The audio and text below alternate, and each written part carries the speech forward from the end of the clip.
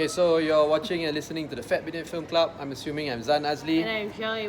As usual, every week we watch a local film and we review it. And this week we are watching Boboiboy 2. Boboiboy 2.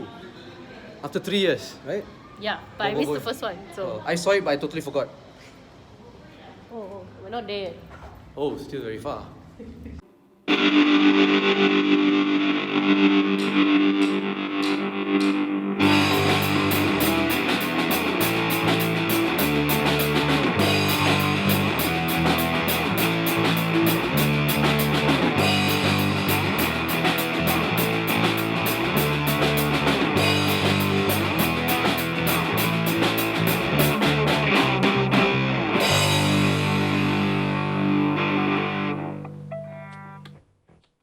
Alright, okay, so we just watched Boboiboy 2. 2. I didn't see the first one. I saw the You first saw one. the first one 3 years ago. We reviewed it and we'll link it so you can He watch and the review. Aizil reviewed it. Yeah, it was me and Aizil. Yes. So So tell us what the story is about Boboiboy 2. it's about Boboiboy. So you know that Boboiboy is a kid who has superpowers, right? Elemental powers that he got from 7 like, elemental powers. yeah, I don't know Boboiboy. vitamin C, good for you. I don't know Boboiboy. Companies can advertise on our YouTube channel or videos. Just saying. Can I Okay. finish my sentence? Can. Just an opportunity for advertising. Okay, go on. I'm talking. Go on. Okay. I don't know Boboiboy's origin story, but basically from Comment in the this film, we learned that, I learned that he's got like 7 elemental powers. I'm not sure where he got it from. Do you know where he got it from? No, I can't remember. I don't He know. got it from somewhere lah. And he's got like a bunch of friends who are multiracial, and they all like fight powers like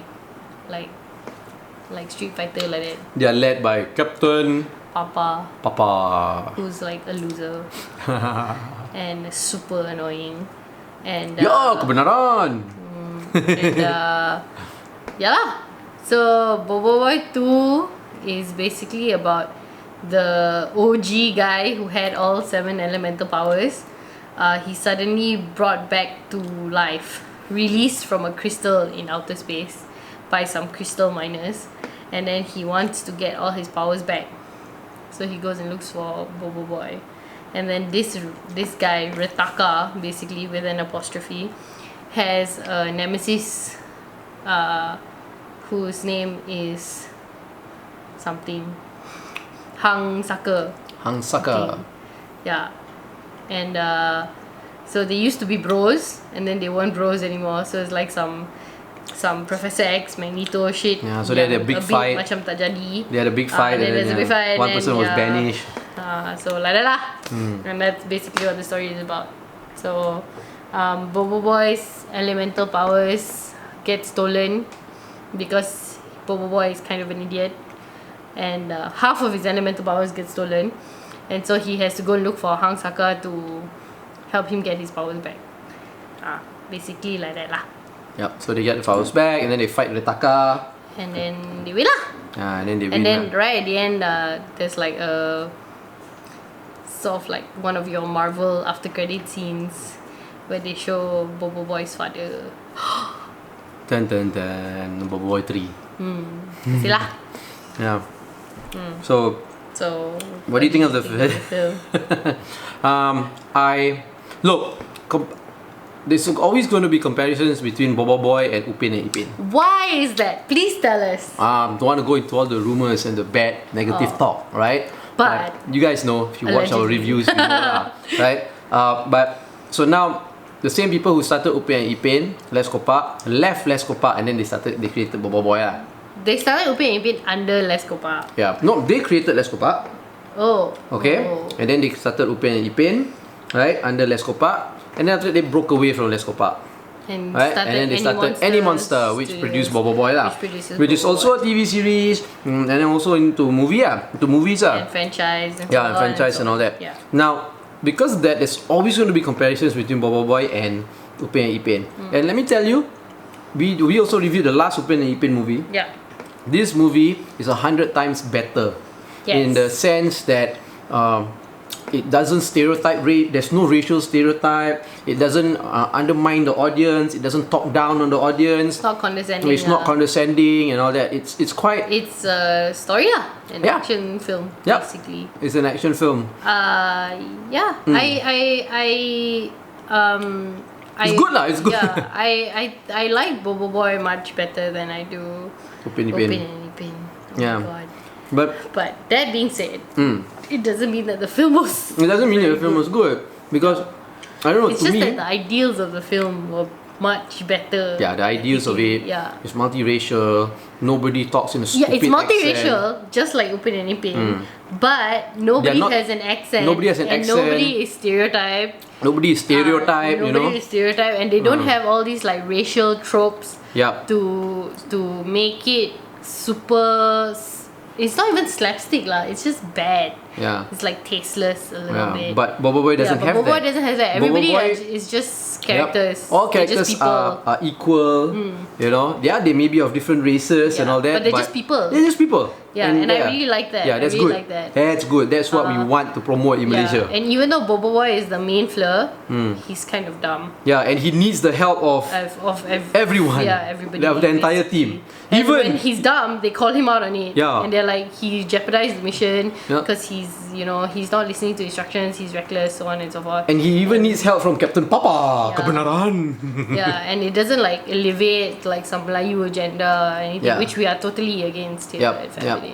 In Now- case you didn't know. Yeah, and So but for that, with that being said, it's still not a great film. the storyline to me was very, very derivative from so many other programs and shows that I've seen. Yeah, I referenced one just now Yeah. when I was explaining it. Yeah, there is similarities to Superman.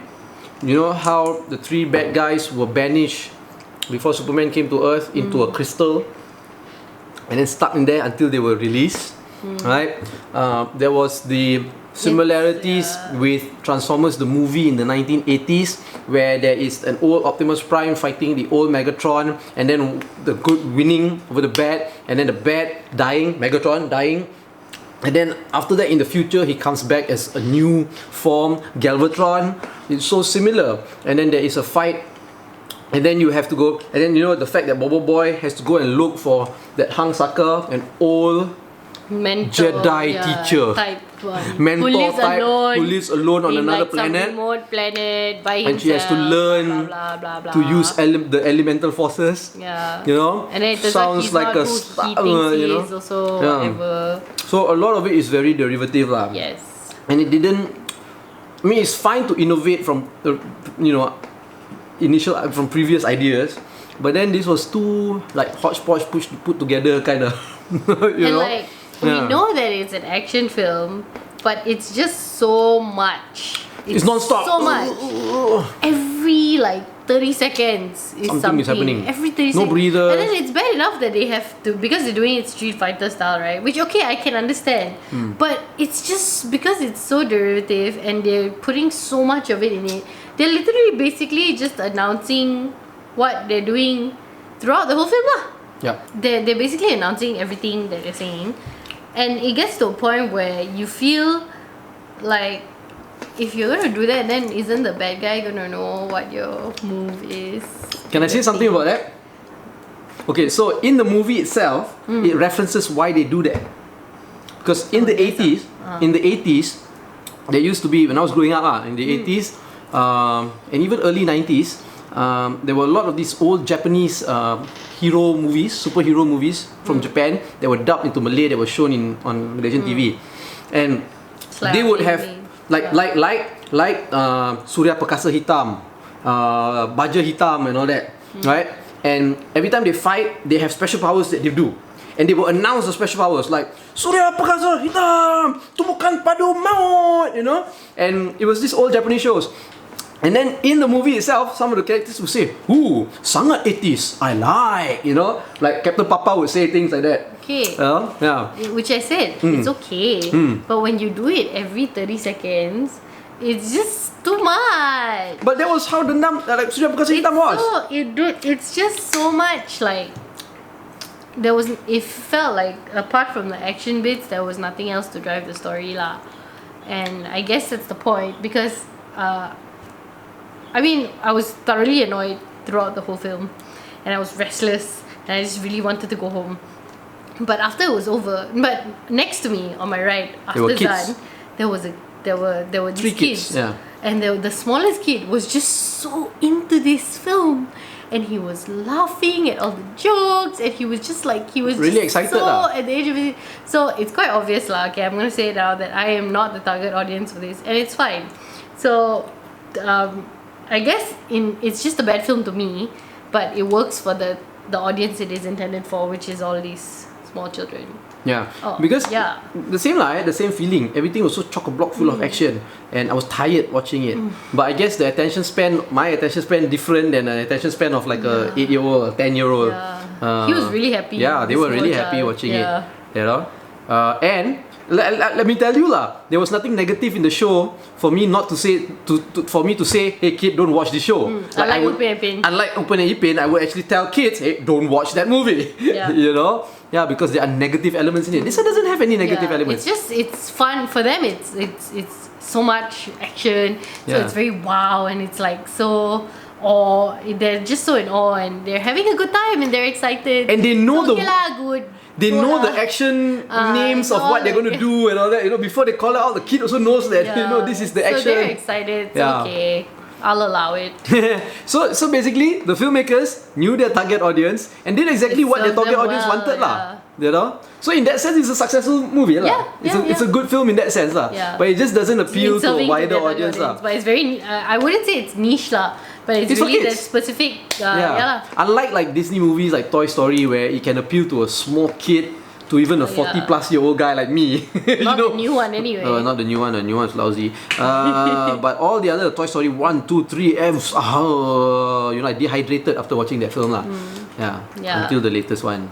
Dehydrated for a different reason. It's just because I don't know, it made me want to go out to the toilet and pee as many times as possible. So I don't know. Anyway, back to Boboiboy 2. Boboiboy 2. So it really did serve its target audience. The kids had a really good time. Yeah. Nice animation. And the story doesn't exactly, it's not pushing an ideology. It's just fun. Yeah. It really is a film that I felt was made just for fun, like not just for fun, but like, you know, for kids, for entertainment purposes, for kids to enjoy. And it wasn't pushing an agenda. Actually, it kind of is pushing a multiracial agenda that's quite positive. There's that, and there's also the good versus evil, and the good always wins. Good versus evil is okay, you know. Just your basic stuff lah. Nothing that's super like, I don't know, next level propaganda. And if a lot of Malaysian movies come out with stories like this where race doesn't become a characters are characters. Characters are just characters. Like multiracial is great, but they're just good characters and all that. Everybody gets along. That's something positive that we want to promote lah. Yeah, we could get with that. So now it's school holidays, right? If you have kids, they can go watch Boboiboy. You can bring them to watch Boboiboy. Yes. Right? Yeah. It's also not a really Malay-centric specific audience, I felt. It's a very Malaysian-centric. Yeah, it's in Malay, Boboiboy, and he is Malay in the his character is Malay. But the story is not just for Malays. Yeah, it's not just for Malays. Unlike Upin and Ipin, which is very straightforward, like Malay centered. Like a Chinese kid would watch Upin and Ipin and wouldn't really feel nothing. It's just a movie. There's no relatability, there's no nothing, and you would just feel nothing. But this one, it's it's all about adventure, it's about friendship. Basically, it's about working with your friends and worrying about where your friends are. So anybody will enjoy it lah. So it's a very like non-racially charged theme. So I really like that about Boboiboy, and I really like that even though it's in Malay, and the main flair is also Melayu, it's not very Malay centric. I know I keep saying this over and over again, and I'm getting a bit derivative, but it was really one of the main things I really, really enjoyed, because I've never seen Boboiboy before, and even though I knew he had multiracial characters, I never realized that their multiracial characters were not stereotyped. So I really liked it lah. Yeah. So go watch it. So yes, bring your kids to go and see Boboiboy 2. It doesn't matter if you haven't seen Boboiboy 1. Yeah, but yeah. Yeah. Boboiboy 1, I remember, if you watch the review, if I remember correctly, I have not watched the review again, it was several years ago. 3 years ago. I think the review that Aizil and I made also was the fact that it's a really fun movie for kids. I think I still had that same feeling of it being chock-a-block full of action and got me really tired. But it was quite for parents. It's quite entertaining. Yeah. Up to you lah. But You know kids will like the it. family that was sitting next to me, those 3 kids, their parents were on their phone the whole time. They look quite tired. Yeah, but the kids were enjoying it lah. Yeah. So if you watched the film and you want to say something to us about it, please, comment to us, comment below. You've got any ideas, suggestions of what you want from this Fat Bidin Film Club, any new films that you want us to watch or old films that you want us to review, let us know. Like this video or don't like this video, but definitely share it, right? Subscribe to this channel. Follow us on all our social media platforms at Fat Bidin, or go to fatbidin.com to get everything. So you're watching and listening to the Fat Bidin Film Club. I'm assuming I'm Zan Azli. And I'm Shirley Bustawan. Hey, if you want to learn how to become an independent filmmaker or a filmmaker in general, I've got a book which I wrote with a buddy of mine. It's called Zan Azli and Wan Chun Hong's Guide to Indie Filmmaking. You can actually buy it off of here. I'm going to put the link down here at my website, fatbidin.com. It's only a couple of ringgit, and it's really good because it has many different chapters, the process of filmmaking, and each chapter I interview a Malaysian filmmaker who gives advice and tips of from their experience. So yeah, yay, link is down here. Yay.